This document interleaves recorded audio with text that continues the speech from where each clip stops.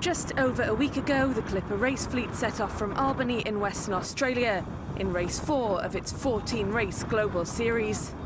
The competition was intense from the start and hasn't eased after covering around 1,500 of the 2,000 nautical mile stage to Sydney for the Elliott Brown Timekeeper Cup.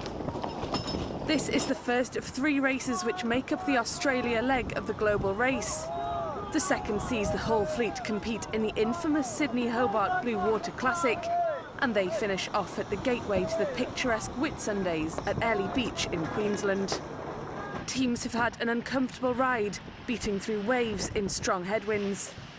These have finally abated in the last couple of days to provide faster downwind sailing, but this has coincided with stormy conditions, with gusts over 60 knots in rough seas. Around 300 miles separates the 12-strong fleet, with front-runner LMAX Exchange having opened up a convincing lead of nearly 50 nautical miles over its nearest competitors.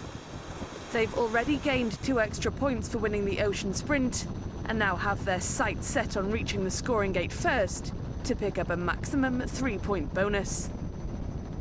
But less than 15 nautical miles separates the next 3 teams, led by Mission Performance, followed by Garmin and Great Britain. Came out from the race start sequence and tacked early from the rest of the fleet, giving us a bit of easting into our course.